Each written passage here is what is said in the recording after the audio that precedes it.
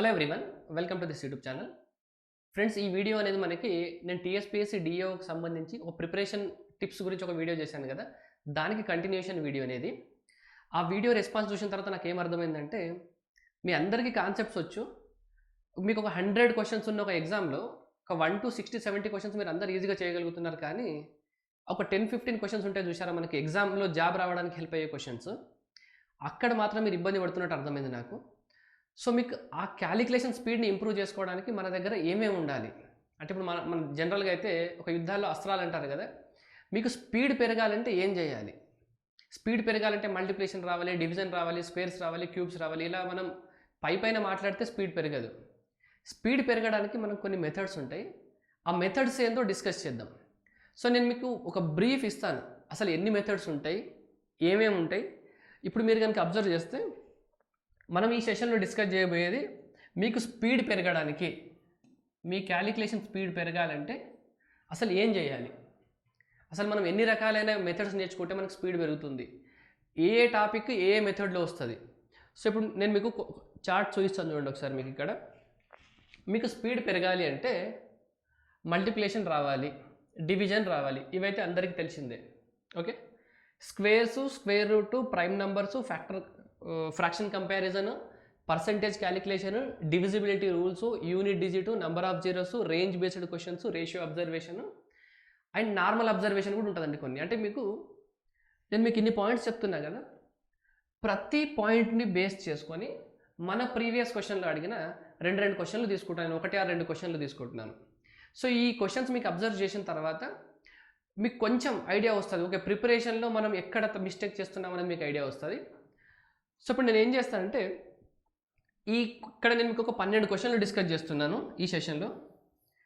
ఈ 12 క్వశ్చన్స్ని కూడా నేను మన టెలిగ్రామ్ ఛానల్లో ఫస్ట్ పోస్ట్ చేశాను. ఆ 12 క్వశ్చన్స్ని మీరు ఒకసారి సాల్వ్ చేసి చూడండి. ఇప్పుడు నేను చెప్పే ట్రిక్స్ కనుక మీకు తెలుసు అనుకోండి, 12 క్వశ్చన్స్ని మీరు 12 minutes లోపు సాల్వ్ చేస్తారు. 12 కూడా అవసరం లేదు, 10 minutes లోపు సాల్వ్ చేస్తారు. ఒకవేళ మీకు తెలియలేదు అనుకోండి, 12 into 2 అంటే ఎంత? మీకు 24 minutes కన్నా ఎక్కువ టైం పడుతుంది. అంటే ఇప్పుడు మీకు ఈ సెషన్ యూజ్ అవ్వాలి అంటే మీరు ఫస్ట్ మన టెలిగ్రామ్ ఛానల్లో ఉన్న పీడిఎఫ్ని సాల్వ్ చేయండి. సాల్వ్ చేసిన తర్వాత మీకు అక్కడ టైం ఎంత పడుతుంది చూడండి. ఒకసారి చూసి ఇక్కడ మనం చెప్పే మెథడ్స్ ఒకసారి చూడండి, గ్యాప్ అనేది మీకు ఎక్కడ ఉందో అర్థమవుతుంది. రైట్, ఇక్కడ ఫస్ట్ క్వశ్చన్ చూడండి. ఇది టీఎస్పీఎస్సీ గ్రూప్ 4లో అడిగిన ఫస్ట్ క్వశ్చన్ తీసుకున్నాను నేను. ఒకవేళ మీరు ఆ పీడిఎఫ్ కనుక సాల్వ్ చేయకపోతే ఇక్కడనే మీరు ఒకసారి పాస్ చేసి ఈ క్వశ్చన్ ట్రై చేయండి సాల్వ్ చేయడానికి. ఇక్కడ క్వశ్చన్లో మనకి ఏం అడిగినారు? 55 64 328 ఈ నెంబర్ని దేంతో మల్టిప్లై చేయాలి? మీరు 125తో మల్టిప్లై చేయాలి. మీరు కనుక 125తో రెగ్యులర్ మల్టిప్లై చేశారనుకోండి క్వశ్చన్ని, మీకు దగ్గర 2 minutes కన్నా ఎక్కువ టైం పడుతుంది. కానీ మీకు కొన్ని ట్రిక్స్ ఉంటాయండి. ఏదైనా నెంబర్ని 25తో మల్టిప్లై చేయడం ఎలా, 125తో మల్టిప్లై చేయడం ఎలా అని. మీరు ఏదైనా నెంబర్ని కనుక 125తో మల్టిప్లై చేయాలంటే ఆ నంబర్ని, ఒక్క నిమిషం అండి, 64328 కదా. మీరు ఏదైనా నెంబర్ని 125తో ఇంటూ చేయాలనుకోండి, 125 ఇంటూ చేయడం అన్నా ఇదే నెంబర్ని 8తో డివైడ్ చేసి పక్కన 3 సున్నాలు పెట్టుకోవడం అన్న ఒకటే అండి. రైట్, ఇప్పుడు నేను క్యాన్సిల్ చేస్తున్నా చూడండి ఒకసారి. 8 ఎన్నిసార్లు క్యాన్సిల్ అవుతుంది? 8 6 times 48. 48 అంటే ఇంకెంత మిగులుతుంది? 7. అంటే మీకు 6తో ఆన్సర్ స్టార్ట్ కావాలి, అన్నీ 6 ఉన్నాయి. సో 8 9 72. 72 అంటే ఇక్కడ ఎంత మిగులుతుంది? 4. అంటే మీకు 6 9 ఆన్సర్ కావాలి, అన్ని స్టార్టింగ్ 6 9 ఉన్నాయి. 72 కదా. ఓకే, 4 మిగిలింది. 8 5s 40, 4 8 5 40, 3 మిగిలింది, 8 4 32, 1. అంటే 65554100. 69554100. ఇది మనకు రైట్ ఆన్సర్, ఆప్షన్ డి. అంటే ఇప్పుడు ఇది ఒక సింపుల్ ట్రిక్ అండి. మీరు స్పీడ్ మ్యాథ్స్లో కనుక నేర్చుకుంటే, ఒక నంబర్ని ఏదైనా నెంబర్ని 125తో మల్టిప్లై చేయడం అంటే, ఈ నెంబర్ని మీరు ఇంటూ 125 చేస్తే మీకు 2 నిమిషాలు పడుతుంది కదా.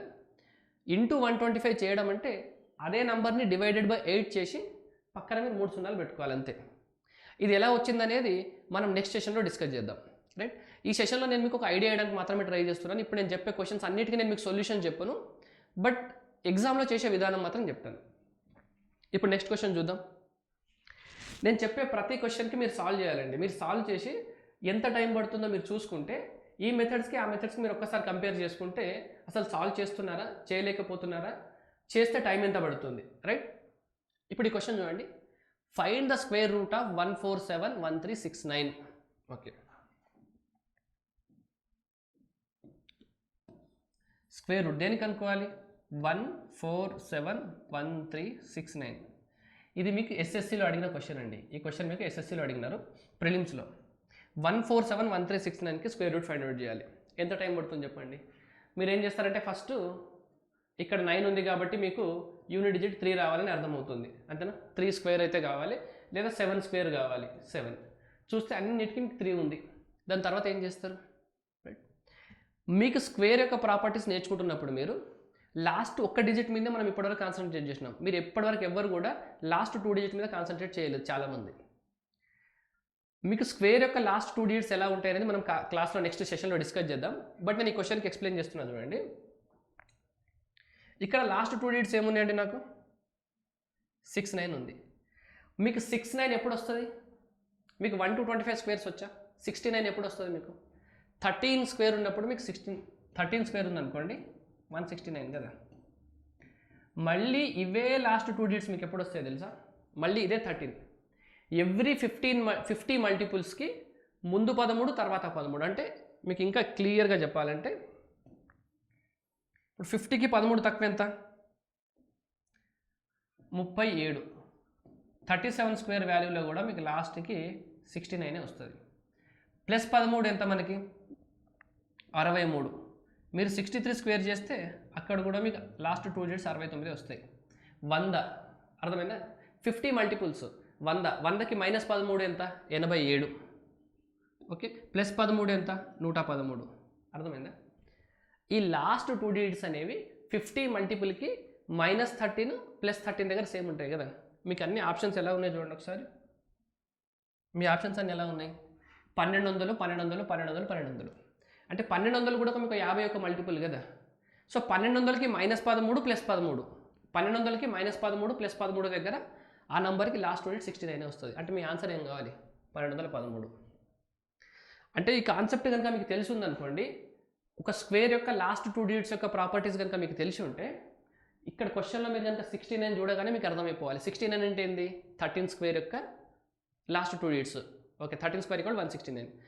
మళ్ళీ లాస్ట్ 2 డిజిట్స్ 69 ఎక్కడ వస్తాయి మీకు? Every 15 మల్టిపుల్కి 13 left, 13 right. మనకు అన్ని 1200కి దగ్గరలో ఉన్నాయి. సో 1200 - 13, 1200 + 13. సో 1213 కనుక మీరు స్క్వేర్ చేస్తే మీకు ఇదే వాల్యూ వస్తుంది. ఐ హోప్ మీకు ఇది క్లియర్ అవుతుంది అనుకుంటా. నెక్స్ట్ క్వశ్చన్ చూద్దాం. సేమ్ ఇంకొకటి స్క్వేర్ రూట్ మీద క్వశ్చన్ తీసుకున్నాం చూడండి. ఇది మీకు ఏపీఎస్ఐ మెయిన్స్లో అడిగిన క్వశ్చన్ అండి, కదా. టీఎస్ఎస్ఐ మెయిన్స్ 2023 లాస్ట్ మొన్న అడిగిన క్వశ్చన్ ఇది. అండర్ రూట్లో ఒక వాల్యూ ఇచ్చినారు, ఇంటూ ఎక్స్ ఇచ్చినారు.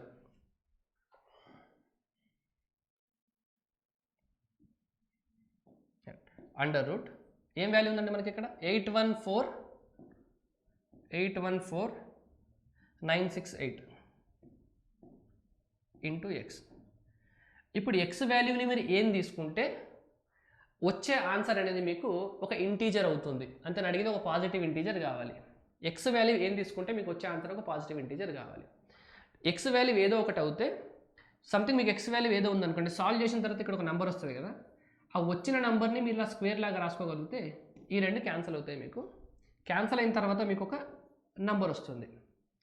ఒకవేళ ఎక్స్ వాల్యూని దీంతో మల్టిప్లై చేసిన తర్వాత మీరు ఆ నెంబర్ని కనుక స్క్వేర్ ఫార్మాట్లో రాసుకోలేదనుకోండి, అప్పుడు మీకు ఏమవుతుంది? ఇలా అండర్ రూట్ 16 కనుక వచ్చింది అనుకోండి, 16ని మనం 4 స్క్వేర్ రాసుకుంటే 4 అయింది కదా. ఒకవేళ అండర్ రూట్ 15 అయింది అనుకోండి, 15 అనేది మీకు పర్ఫెక్ట్ స్క్వేర్ కాదు కదా. పర్ఫెక్ట్ స్క్వేర్ రానప్పుడు మీకు పాయింట్లలో ఆన్సర్ వస్తుంది కదా.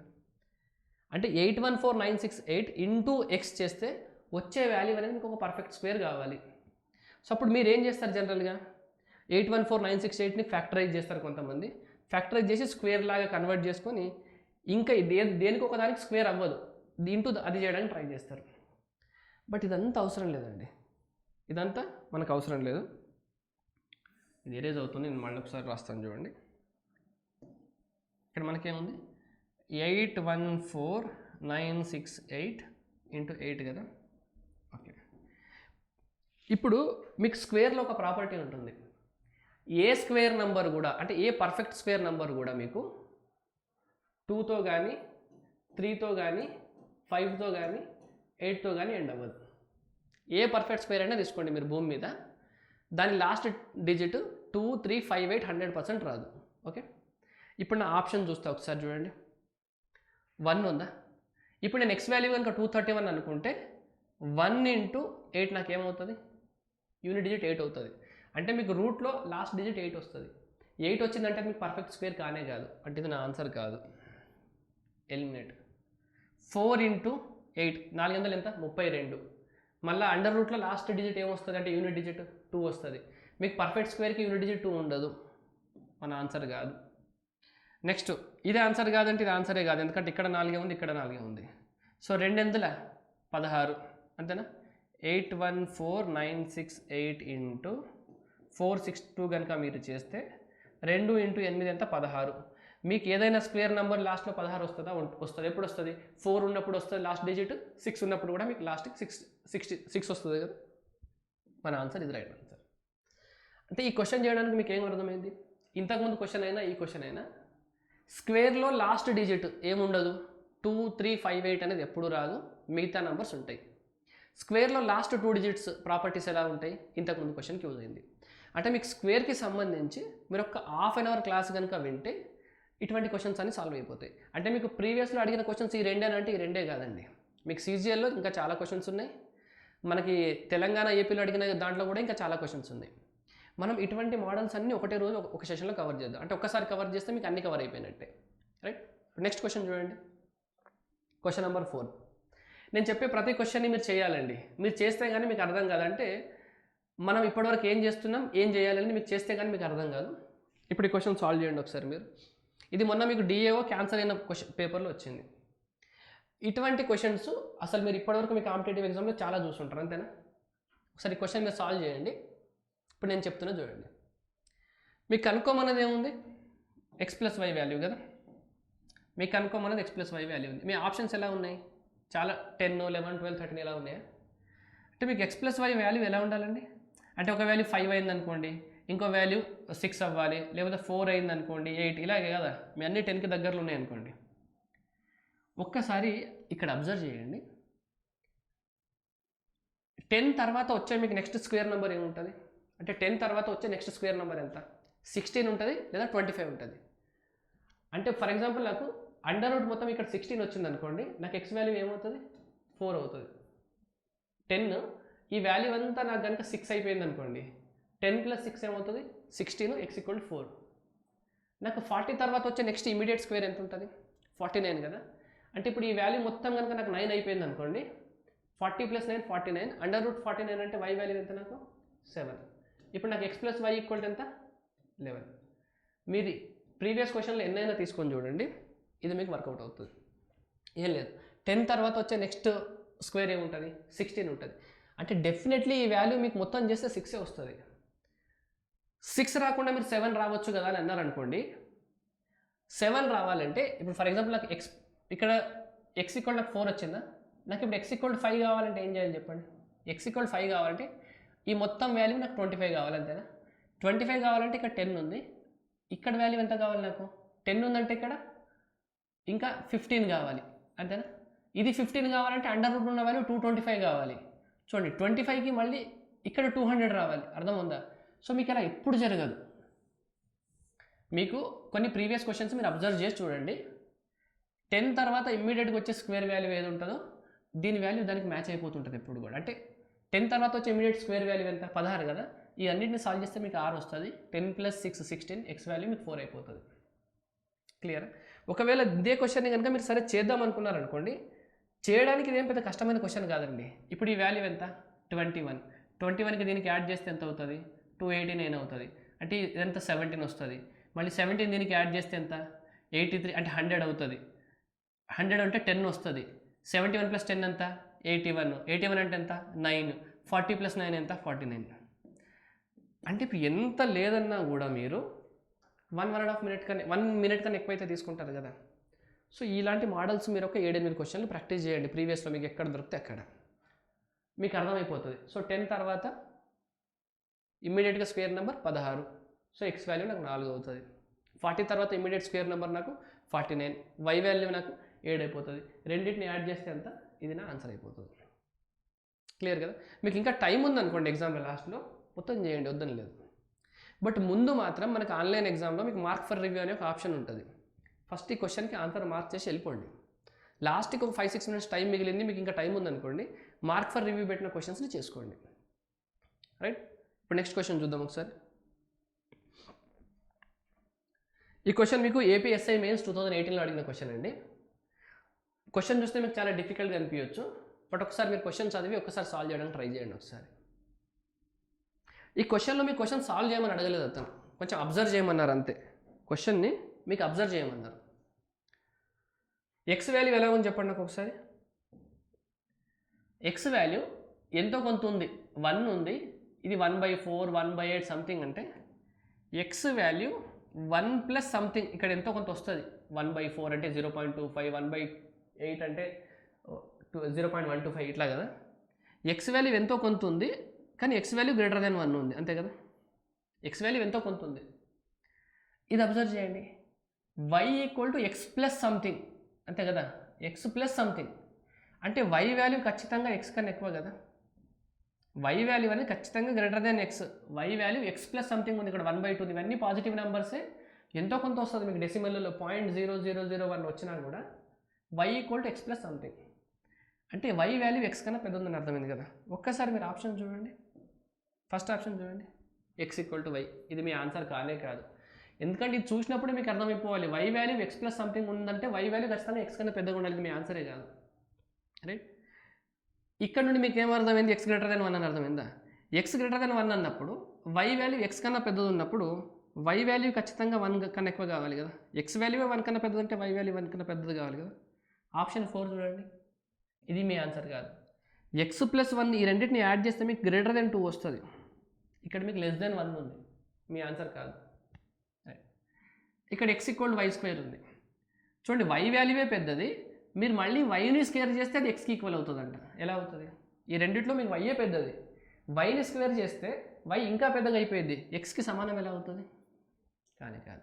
మిగిలింది ఒకటే మన ఆన్సర్. అంటే ఇప్పుడు ఈ క్వశ్చన్ని మీకు ఎగ్జామినర్ సాల్వ్ చేయమని ఇచ్చినట్ట, అబ్జర్వ్ చేయమని ఇచ్చినట్ట, జస్ట్ అబ్జర్వేషన్ అంతే. అంటే మనకు కొన్నిసార్లు ఏం జరుగుతుందంటే, మీరు ఒక 70-80 క్వశ్చన్లు సాల్వ్ చేసిన తర్వాత మిగతా క్వశ్చన్స్ ఉంటాయి చూసారా, ఇది మీరు ఫస్ట్ టైం చూస్తే మీరు భయపడే క్వశ్చన్ అంతే. ఎవరు కూడా ఫస్ట్ టైం చూస్తే భయపడతారు. బట్ మీరు ఎగ్జామ్ కన్నా ముందే ఇలాంటివి వేరే ఎగ్జామ్లు ఎక్కడైనా వచ్చినవి ప్రాక్టీస్ చేసి ఉన్నారనుకోండి, ఇప్పుడు ఈ క్వశ్చన్ అనేది ఏపీఎస్ఐ మెయిన్స్లో రాకన్నా ముందు కొత్త క్వశ్చన్ ఇది, అప్పుడైతే కొత్త క్వశ్చన్ కదా. ఇప్పుడు ఈ క్వశ్చన్ ఇప్పుడు మీరు నేర్చుకుంటున్నారు కదా, నెక్స్ట్ టైం ఇదే క్వశ్చన్ కనుక మీకు అంటే ఇలాంటి మోడల్లో ఇంకొక క్వశ్చన్ కనుక ఏదైనా వస్తే, దీని నుండి మనం ఏది నేర్చుకున్నామో అది అక్కడ అప్లై చేసుకోగలగాలి. రైట్. నెక్స్ట్ క్వశ్చన్కి వెళ్దాం చూడండి. ఇప్పుడు the number of positive integers x such that 2018, 1998 and x are the sides of a triangle is. ట్రయాంగిల్కి మీకు 2 సైడ్లు ఇచ్చినారు. ఒక సైడ్ ఎంత అంటే 2018, ఇంకో సైడ్ 1998. అంటే మూడవ సైడ్కి ఎన్ని వాల్యూస్ పాసిబుల్ ఉండొచ్చు అని క్వశ్చన్ అండి. ఇప్పుడు ట్రయాంగిల్కి కనుక 2 సైడ్లు ఉన్నాయనుకోండి, ఒక సైడ్ 3 ఇంకొక సైడ్ 4 అనుకోండి, థర్డ్ సైడ్ వాల్యూ ఏమవుతుంది? థర్డ్ సైడ్ వాల్యూ 4 - 3 అంటే x - 1 కన్నా ఎక్కువ ఉంటుంది థర్డ్ సైడ్ వాల్యూ. మీకు థర్డ్ సైడ్ నేను z అనుకున్నాను అనుకోండి, సారీ ఇది x - y కన్నా, అంటే ఇప్పుడు for example me x, y, z అనేవి ట్రయాంగిల్కి 3 సైడ్లు అయితే, థర్డ్ సైడ్ అనేది x - y కన్నా ఎక్కువ అండ్ x + y కన్నా తక్కువ ఉంటుంది కదా. ఓకే, అంటే 4 - 3 1 కన్నా ఎక్కువ, 4 + 3 7 కన్నా తక్కువ, అంటే 2 నుండి 3, 4, 5, 6 ఇవ్వచ్చు కదా. మొత్తం పాసిబిలిటీస్ ఎన్ని? 5 పాసిబిలిటీస్. సిమిలర్గా ఇదే క్వశ్చన్ ఉంది. ఇప్పుడు ఈ క్వశ్చన్ని మీరు సాల్వ్ చేసి చేయొచ్చు. బట్ ఈ క్వశ్చన్కి మీలో ఎంతమందికి నాకు ఫార్ములా తెలుసో నాకు తెలియదు. బట్ నేను మన దాంట్లో జామెట్రీ వీడియోస్ అప్లోడ్ చేసినప్పుడు ఈ క్వశ్చన్ పైన మీకు ఒక ఫార్ములా చెప్పాను. నేను ట్రయాంగిల్ యొక్క 2 సైడ్స్ ఇచ్చి థర్డ్ సైడ్కి ఎన్ని పాసిబుల్ వాల్యూస్ ఉంటాయని క్వశ్చన్ అడిగారు అనుకోండి. ఏదైనా ట్రయాంగిల్లో 2 సైడ్స్ ఇస్తారు, థర్డ్ సైడ్కి ఎన్ని పాసిబుల్ వాల్యూస్ ఉన్నాయని అడిగితే మీకు మీ ఆన్సర్ ఏముంటుందంటే నంబర్ ఆఫ్ పాసిబుల్ వాల్యూస్కి ఫార్ములా 2 ఇంటూ స్మాలర్ వాల్యూ -1. అంటే మీకు ఇచ్చిన క్వశ్చన్లో 2 సైడ్లు ఇస్తారు కదా, ఆ 2 సైడ్లలో స్మాలర్ వాల్యూ ఏది ఉంటుందో 2 ఇంటూ స్మాలర్ వాల్యూ -1. చూడండి, ఇప్పుడు నాకు దీంట్లో స్మాలర్ వాల్యూ ఎంత? 1998, 1998. ఓకే, 2 -1. సో 2 ఎంత? 16. 16 - 1 అంటే నాకు యూనిట్ డిజిట్ ఏం కావాలి? 5 కావాలి. యూనిట్ డిజిట్ 5 ఎక్కడ ఉంది? ఇదే నా ఆన్సర్. అయితే నేను ఇది కూడా చేయను ఎగ్జామ్లో. ఒక్కసారి మీరు జాగ్రత్తగా ఆన్సర్ అబ్జర్వ్ చేయండి, మీ ఫార్ములా అబ్జర్వ్ చేయండి ఒకసారి. 2 ఇంటూ స్మాలర్ వాల్యూ ఏదైనా ఉండాలి. ఏదైనా నెంబర్ని కనుక మీరు 2తో మల్టిప్లై చేస్తున్నారనుకోండి, 2 ఇంటూ సంథింగ్ అంటే ఏమొస్తుంది మీకు? ఒక ఈవెన్ నెంబర్ వస్తుందా? 2 ఇంటూ సంథింగ్ అంటే మీకు ఒక ఈవెన్ నెంబర్ వస్తుంది. ఈవెన్ నెంబర్ -1 ఒక ఆడ్ నెంబర్. 1 అనేది ఒక ఆడ్ నెంబర్ కదా. ఈవెన్ నెంబర్ నుండి ఆడ్ నెంబర్ మైనస్ చేస్తే మీకు ఆన్సర్ ఏం రావాలి? ఎప్పుడు కూడా ఆడ్ నెంబర్ రావాలి కదా. సో ఈ క్వశ్చన్కి కనుక, అంటే ఈ టైప్ ఆఫ్ క్వశ్చన్స్కి, అంటే ఒక ట్రయాంగిల్కి మీకు 2 సైడ్లు ఇచ్చి మూడవ సైడ్కి ఎన్ని పాసిబుల్ వాల్యూస్ ఉంటాయో కనుక్కోమన్నప్పుడు ఆ నెంబర్ ఆఫ్ పాసిబుల్ వాల్యూ ఎప్పుడు కూడా ఆడ్ నెంబరే అవుతుంది. ఎందుకు?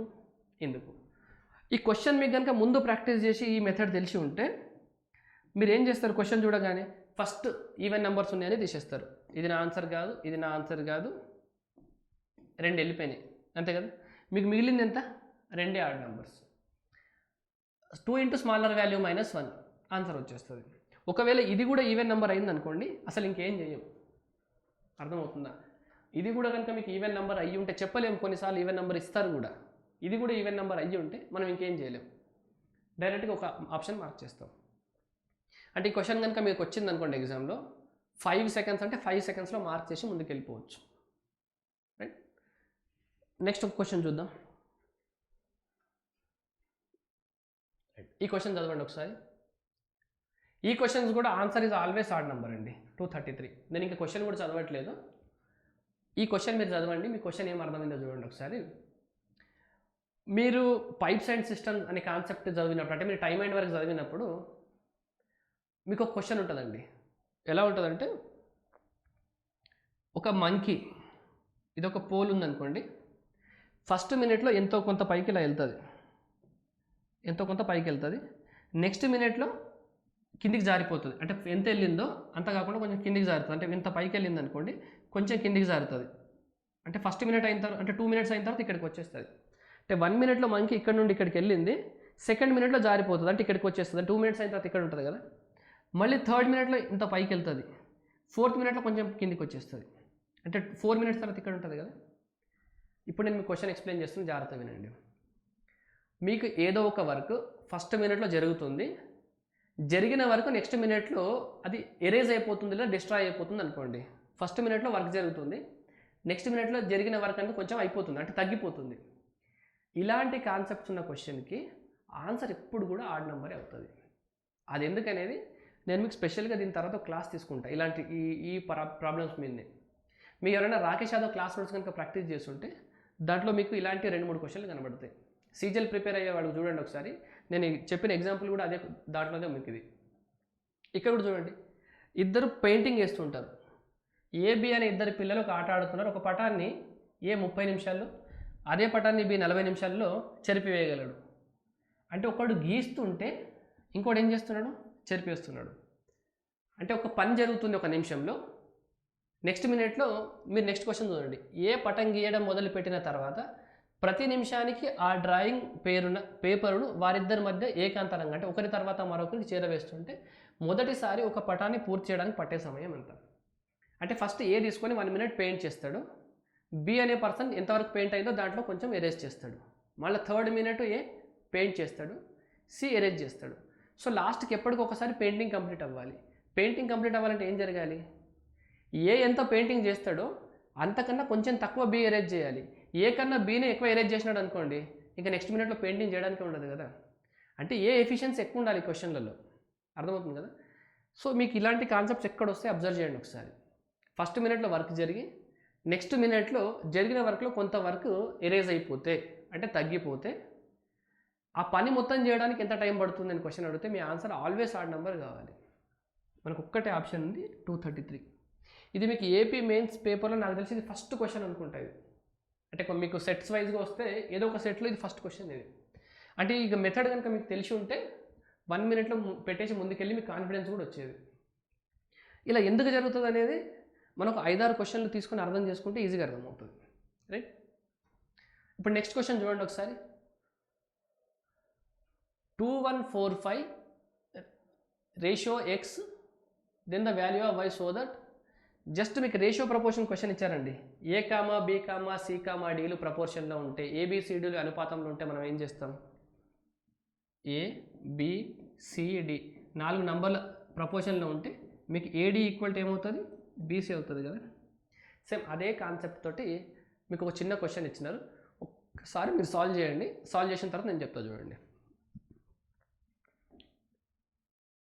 ఇక్కడ నేను డైరెక్ట్గా రాస్తా చూడండి. ఇప్పుడు నాకు ఇది ప్రపోర్షన్లో ఉంది కదా, అంటే నాకు ఈ రెండింటి మల్టిప్లికేషన్ సమానం అవ్వాలి కదా. అంటే 2145 into 42 equal to X into 3003 కావాలి. సో నేను ఈక్వల్ టు ఎక్స్ ఇంటూ 3003 బదులు ఎక్స్ ఈక్వల్ టు ఇక్కడ బై 3003 తీసుకోవచ్చా? తీసుకోవచ్చు కదా. ఎక్స్ ఈక్వల్ టు ఇది రాసుకుంటున్నాను. ఇంకా ఇంతకన్నా ఎక్కువ టైం వేస్ట్ చేయొద్దు మీరు ఎగ్జామ్లో. ఇప్పుడు నెక్స్ట్ ఇక్కడ చూడండి. ఎక్స్ ఇంటూ 11704 ఈక్వల్ టు ఏం కావాలి? 2508 ఇంటూ వై కావాలి.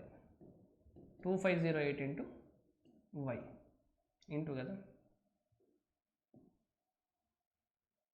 ఓకే, 2508 ఇంటూ వై కావాలి. రైట్. ఇప్పుడు మనకు కనుక్కోమన్నది ఏముంది? వై వాల్యూ కదా. ఇప్పుడు నాకు ఎక్స్ వాల్యూ తెలిసి ఎక్స్ ఇక్కడ సబ్స్టిట్యూట్ చేస్తా చూడండి. 2145 into 42 into 11704 by 303 equal to 2508 into y. ఇప్పటి వరకు అయితే మీ అందరు ఈజీగా చేస్తారు. అర్థమైందా?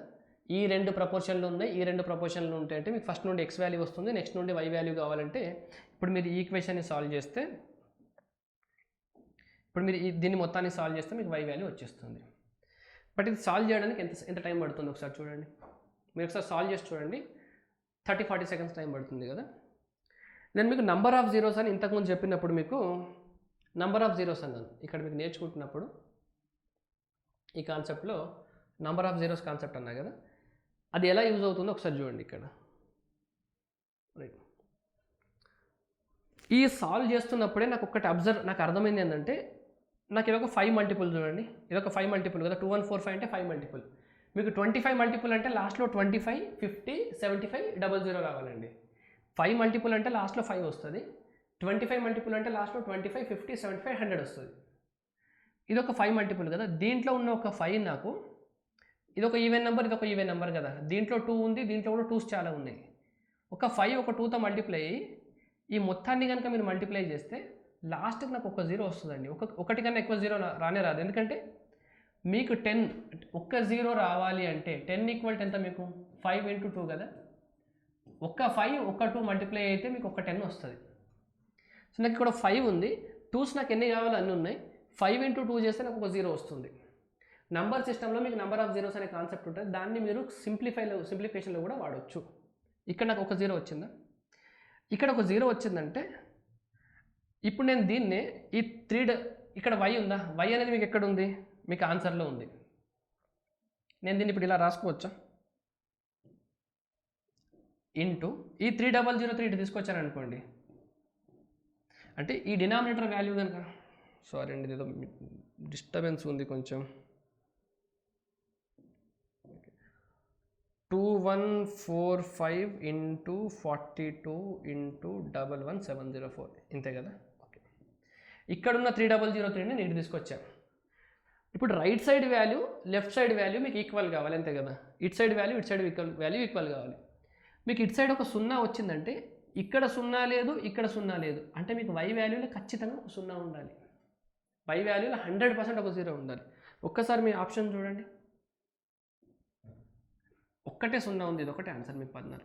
మీరు కావాలంటే 2145 into 42 into 11705/3003 into 2508 చేసి చూడండి, మీకు ఆన్సర్ 140 వస్తుంది. అంటే మీకు నెంబర్ ఆఫ్ జీరోస్ అనేది చాలా చాలా చాలా ఇంపార్టెంట్. సింప్లిఫికేషన్లో మీకు చాలా హెల్ప్ అవుతుంది. ఒక్కసారి మీరు అబ్జర్వ్ చేస్తే మీకు అర్థమైపోతుంది. అర్థమైందా? సో మీరు అర్థమెటిక్లో నేర్చుకునే ప్రతి కాన్సెప్ట్ని కూడా సింప్లిఫికేషన్లో వాడవచ్చు. నెక్స్ట్ ఇంకొక క్వశ్చన్ చూద్దాం. ఈ క్వశ్చన్ కూడా ఇది మీకు డిఏఓలో అడిగిన క్వశ్చన్ అండి. మొన్న ఇది మీకు డిఏఓలో అడిగిన క్వశ్చన్, మొన్న క్యాన్సల్ అయిన 2023 పేపర్ ఉంది కదా, దాంట్లో అడిగిన క్వశ్చన్.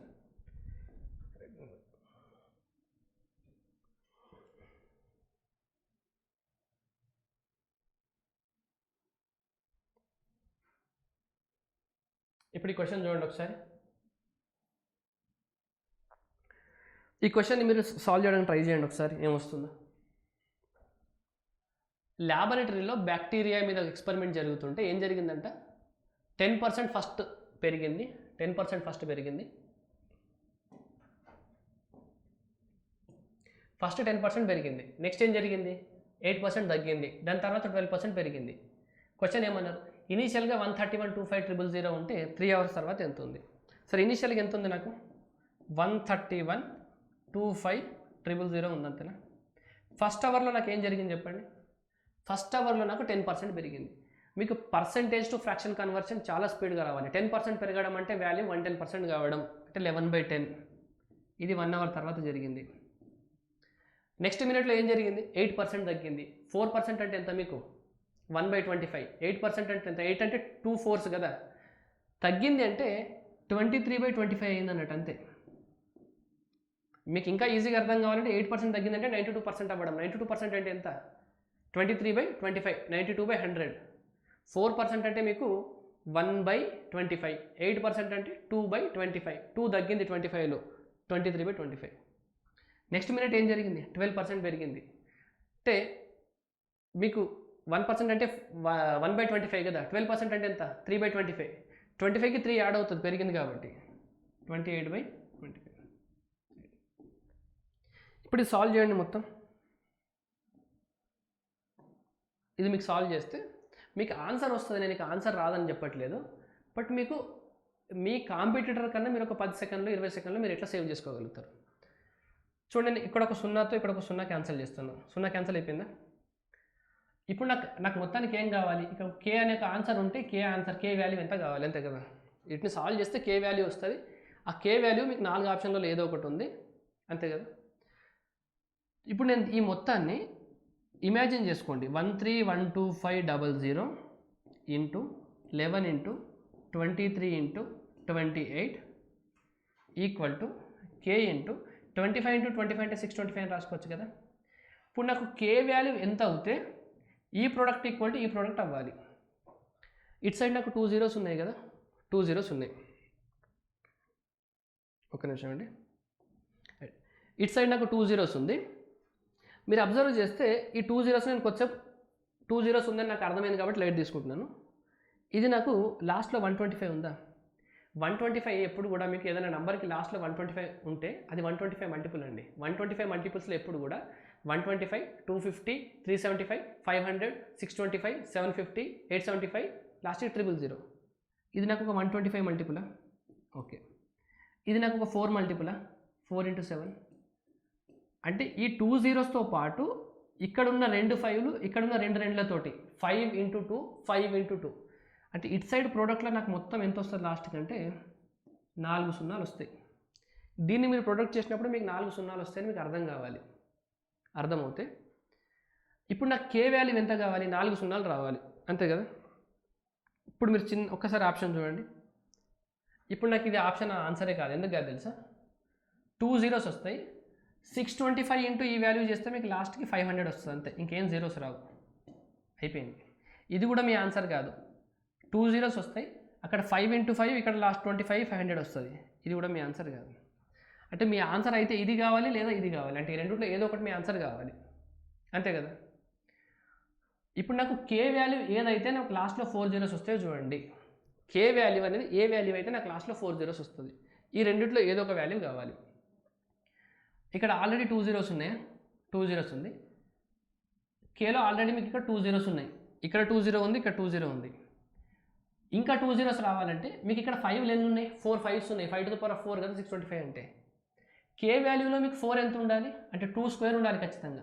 2 square ఉంటేనే ఇక్కడున్న 2 2s ఇక్కడున్న 5 2sతో మల్టిప్లై 4 zeros వస్తాయి కదా. ఇక్కడ కనుక ఈ లాస్ట్ 2 అబ్జర్వ్ చేశారనుకోండి, ఇది 64. 4కి డివిజిబిలిటీ రూల్ ఎంత, లాస్ట్ 2 digits చెక్ చేయడమే కదా. 64 అనేది 4 మల్టిపులే, కానీ 74 అనేది 4 మల్టిపుల్ కాదు. నేను ఈ 2 సున్నాలు పక్కన పెట్టేసి ఆల్రెడీ. 74 అనేది మీకు 2 మల్టిపులే. మీరు 625 ఇంటూ ఈ నెంబర్ కనుక చేస్తే మీకు లాస్ట్లో 3 సున్నాలు మాత్రమే వస్తాయి. ఎందుకంటే 74 అనేది 4 మల్టిపుల్ కాదు, 74 అనేది మీకు ఓన్లీ ఒక 2 మల్టిపులే. సో ఇక్కడ 2 ఇంటూ ఒక 5తో మల్టిప్లై ఒక సున్నా వస్తుంది. సో ఇది కూడా మీ ఆన్సర్ కాదు. సో మీరు 625 ఇంటూ ఈ నెంబర్ చేస్తే మీకు ఆన్సర్ లాస్ట్లో 4 zeros వస్తాయి. అంటే ఇప్పుడు నేను చెప్పేది మీకు కొంచెం ఇది ఎగ్జామ్లో వర్కౌట్ అవుతుందా అని అనిపించవచ్చు, బట్ మీరు ట్రై చేస్తే మాత్రం అవుతుంది.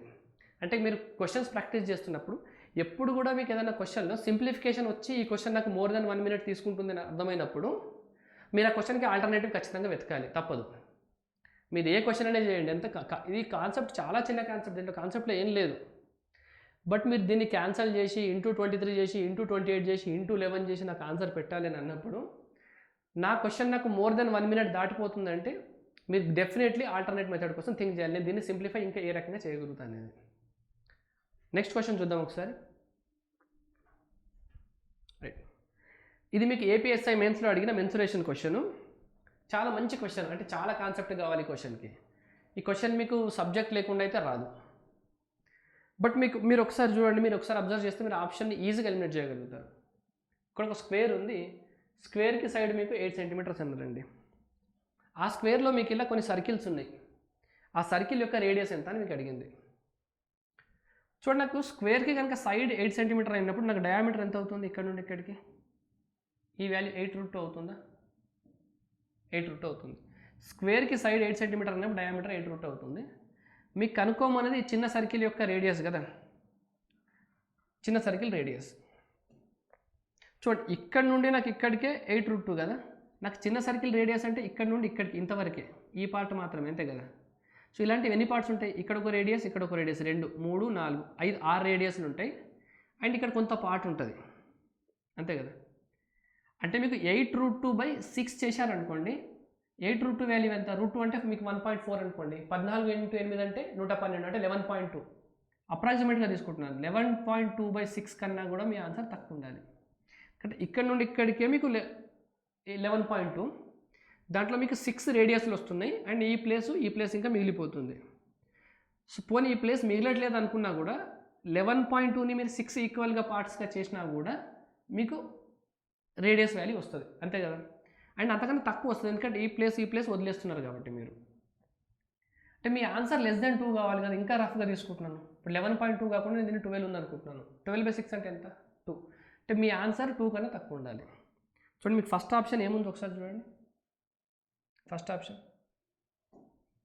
8√2 ఉంది. ఇక్కడ నుండి ఇక్కడికే మీకు 8√2, ఇక్కడ మొదలుపెట్టి ఇక్కడికే 8√2.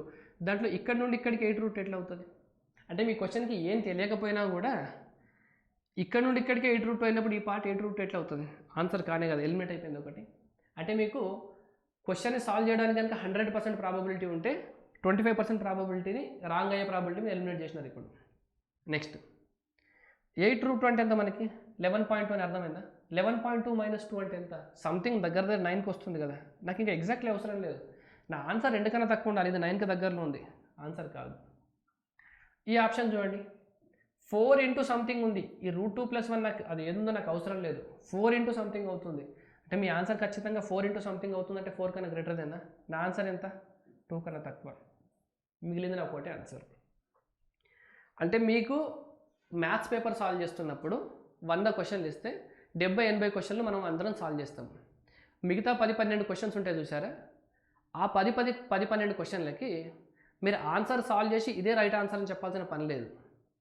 మీకున్న 4 ఆప్షన్లలో 3 ఆన్సర్లు రాంగ్ అని మీరు చెప్పగలిగితే 4వ ఆన్సర్ ఆటోమేటిక్గా రైట్ అవుతుంది కదా. ఈ క్వశ్చన్ అదే కేసు చూడండి.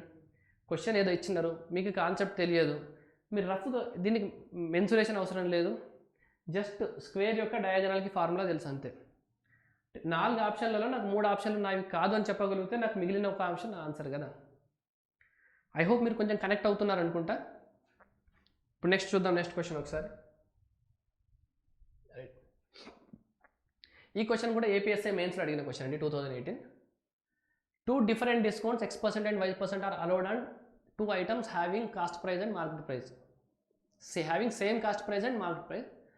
If P1% and P2% are respectively the profit on them, X minus Y equal to 20, P2 minus P1 equal to 32, then the ratio of their cost price to market price. ఇలాంటి ఇది question framing అంటారు చూసారా, మీకు తెలిసిన కాన్సెప్ట్ని question framing మార్చడం. ఈ question framing అనేది అంటే కొత్తగా ఉంది, అంటే మీకు ఇలాంటి ఫ్రేమింగ్ ఇంతకుముందు రాలేదు. ఇప్పుడు ఈ క్వశ్చన్ చూసినప్పుడు మనకు అర్థం కాకపోవచ్చు, 2-3 నిమిషాలు టైం తీసుకోవచ్చు. మనం ఎగ్జామ్లో అయితే ఏం చేస్తాం, ఇగ్నోర్ చేస్తాం. కానీ మీరు ఒక్కసారి ఇక్కడ అబ్జర్వ్ చేయండి, మీకు ఏం అడిగినారు ఇక్కడ, రేషియో దేనికి అడిగినారు, కొన్న వేలకి ముద్రిత వేలకి రేషియో అడిగినారు. అంటే కాస్ట్ ప్రైస్ రేషియో మార్కెట్ ప్రైస్కి అడిగినారు కదా. కాస్ట్ ప్రైస్ వాల్యూ ఎక్కువ ఉంటుందా, మార్కెట్ ప్రైస్ వాల్యూ ఎక్కువ ఉంటుందా? మార్కెట్ ప్రైస్ వాల్యూ ఎక్కువ ఉంటుంది. మార్కెట్ ప్రైస్ మీద డిస్కౌంట్ ఇస్తే మీకు సెల్లింగ్ ప్రైస్ వస్తుంది, కాస్ట్ ప్రైస్ మీద ప్రాఫిట్ యాడ్ చేస్తే మీకు సెల్లింగ్ ప్రైస్ వస్తుంది కదా. మీకు అడిగింది రేషియో కాబట్టి ఇట్ సైడ్ పార్ట్ తక్కువ ఉండాలి, cost price part, it side part ఎక్కువ ఉండాలి. చూడండి, ఇది నా ఆన్సర్ కాదు ఎందుకంటే నా కాస్ట్ ప్రైస్ పార్ట్ ఎక్కువ ఉంది. ఇది నా ఆన్సర్ కాదు ఎందుకంటే నా కాస్ట్ ప్రైస్ ఎక్కువ ఉంది. కాస్ట్ ప్రైస్ కన్నా మార్కెట్ ప్రైస్ ఎప్పుడు కూడా ఎక్కువ ఉంటుంది, జనరల్ మన కామన్ సెన్స్ కదా. అంటే ఇప్పుడు ఈ క్వశ్చన్కి మీరు ఏం సాల్వ్ చేయకపోయినా, మీకు ఏం అర్థం కాకపోయినా కూడా క్వశ్చన్లో లాస్ట్ లైన్ని చూసి మీరు 2 ఆప్షన్స్ మీరు ఎలిమినేట్ చేశారు, అంతే కదా. ఇంకొంచెం ట్రై చేద్దాం, ఈ క్వశ్చన్ ఏమైనా చేయగలుగుతున్నాం. ఈ క్వశ్చన్ మొత్తంలో మీరు ఎంత చదివినా కూడా మీకు కనిపించే నంబర్లు 20 ఉంది, 32 ఉంది. ఒక 32కి 20కి రేషియో తీసుకొని ట్రై చేయండి. 4×5 20, 4×8 32. అంటే మీకేం అర్థం కావట్లేదు అసలు ఏం జరుగుతుందో క్వశ్చన్లో. బట్ నంబర్స్ చూస్తే ఓకే 8, 5 సంథింగ్ కనిపిస్తుంది కదా, 8, 5. సో అలాంటి నంబర్స్ ఎక్కడ ఉన్నాయి, ఇక్కడ ఉంది. ఇక్కడ మీకు 5 మల్టిపుల్ కనిపిస్తుంది కానీ ఇక్కడ 9 ఉంది, ఇక్కడ 9. 18 అంటే మీకు ఒక 3 మల్టిపుల్ కానీ ఒక 9 మల్టిపుల్ కావాలి కదా. ఇది కూడా మీకు 3 మల్టిపుల్ కాదు, ఇది కూడా మీకు 3 మల్టిపుల్ కాదు. అంటే 99.999% ఇది మీకు ఆన్సర్ వచ్చే ప్రాబిలిటీ తక్కువ, రైట్. ఇప్పుడు నెక్స్ట్ క్వశ్చన్ చూద్దాం ఒకసారి క్వశ్చన్ చదవండి. మీకు A - X, A - Y, A - Z ratio ఇచ్చినారు and 2A = X + Y + Z అన్నారు. అప్పుడు X ratio Y ratio Z కనుక్కోమన్నారు. A - X, A - Y, A - Z ఇచ్చినారు and 2A = X + Y + Z అన్నారు. మీకు రేషియో X:Y:Z కనుక్కోమన్నారు. మీకు ఏం థాట్ వస్తుందో ఒకసారి ఆలోచించండి. ఒకసారి ఇక్కడ మీరు అబ్జర్వ్ చేయండి, మీకు సేమ్ నంబర్ నుండి అంటే ఏ నుండే మీకు X మైనస్ చేస్తున్నారు, ఏ నుండే Y మైనస్ చేస్తున్నారు, ఏ నుండే Z మైనస్ చేస్తున్నారు. సేమ్ నంబర్స్ నుండి మీరు 3 డిఫరెంట్ నెంబర్ని మైనస్ చేస్తున్నారు కదా, మైనస్ చేసి రేషియో తీసుకుంటున్నారు. చూడండి, సేమ్ నెంబర్ నుండి Xని మైనస్ చేసి రేషియో తీసుకుంటున్నప్పుడు ఈ మూడిట్లో Xకి తక్కువ, ఈ వాల్యూ తక్కువ వచ్చింది కదా. సేమ్ నెంబర్ నుండి X మైనస్ చేసినప్పుడు రేషియో వాల్యూ తక్కువ వచ్చిందంటే X వాల్యూ హైయెస్ట్ అయి ఉండాలి. నేను చెప్పే జాగ్రత్తగా వినండి ఒకసారి. ఇప్పుడు మీ దగ్గర 100 అనే ఒక నెంబర్ ఉందనుకోండి, ఎగ్జాంపుల్ చెప్తున్నాను. 100 నుండి నేను 90, 80, 70 అనే 3 నెంబర్ని మైనస్ చేస్తున్నాను. నేను A = 100 అనుకుంటున్నాను. దీని నుండి XYZని మైనస్ చేస్తున్నాను. 100 - 90 చేస్తే ఎంత, నాకు 10. 100 - 80 చేస్తే నాకు ఎంత, 20. 100 - 70 చేస్తే నాకు ఎంత, 30. రేషియో తీసుకుంటే నాకు ఏమొస్తుంది, 1:2:3, అంతేనా. రైట్. సేమ్ వాల్యూ నుండి నేను హైయెస్ట్ వాల్యూ మైనస్ చేస్తే రేషియో తీసుకున్నప్పుడు రేషియోలో నాకు లీస్ట్ వాల్యూ ఉంటుంది, ఎందుకంటే 2, 3 ఎక్కువ. సేమ్ వాల్యూ నుండి నేను లీస్ట్ వాల్యూ మైనస్ చేస్తే నాకు రేషియో హైయెస్ట్ వస్తుంది. ఇది చాలా సింపుల్ కాన్సెప్ట్, మీరు ఒకసారి అబ్జర్వ్ చేయాలంటే, అంతే కదా. అంటే ఇక్కడ నాకు 1 హైయెస్ట్, అంటే ఇప్పుడు మీకు X:Y:Z రేషియో కదా, ఇది XYZ రేషియో కదా, XYZ రేషియో. ఇది మీకు A - X, A - Y, A - Z రేషియోలు ఇవి. సేమ్ వాల్యూ నుండి X మైనస్ చేస్తున్నప్పుడు X వాల్యూ తక్కువ వచ్చిందంటే, ఈ రేషియో తక్కువ వచ్చిందంటే మీకు X వాల్యూ ఎక్కువ అయి ఉండాలి. అంటే ఈ మూడిట్లో X వాల్యూ ఎక్కువ కావాలి. ఒక్కసారి ఆప్షన్కి రండి, చూడండి. ఈ మూడిట్లో కూడా మీకు X వాల్యూ ఎక్కువ కావాలి, కానీ X వాల్యూ మూడిట్లో ఎక్కువ వాల్యూ ఇక్కడ ఉంది, ఇది నా ఆన్సర్ కాదు, రైట్. X వాల్యూ ఈ మూడిట్లో నాకు ఎక్కువ కావాలి, ఎందుకంటే రేషియోలు ఇక్కడ తక్కువ ఉంది కాబట్టి ఇక్కడ మైనస్ చేసిన వాల్యూ ఎక్కువ ఉంటుంది, ఇది నా ఆన్సర్ కాదు. X వాల్యూ మూడిట్లో ఎక్కువ ఉంది, ఓకే. X వాల్యూ ఈ రెండింటికన్నా ఎక్కువ ఉంది, క్లియర్ అయిపోయింది కదా. ఇది నాకు హైయెస్ట్ ఉంది కాబట్టి నాకు ఈ వాల్యూ లీస్ట్ వాల్యూ ఉండాలి మూడిట్లో, అంతేనా. ఈ మూడుట్లో లీస్ట్ వాల్యూ ఇదేనా? ఓకే, 4A లీస్ట్ వాల్యూ, ఇది కూడా లీస్ట్ వాల్యూ. అంటే ఇప్పుడు ఈ క్వశ్చన్లో మీకు ఏం జరిగింది? 2 ఆప్షన్స్ ఎలిమినేట్ అయిపోయినాయి. రెండిట్లో మీరు ఏదో ఒకటి పెడితే 50% ప్రాబిలిటీ ఉంది మీకు ఆన్సర్ రైట్ కావడానికి. బట్ మనకి ఇంకా ఛాన్స్ ఉంది క్వశ్చన్ సాల్వ్ చేయడానికి. చూడండి ఒకసారి ఏం చేద్దాం.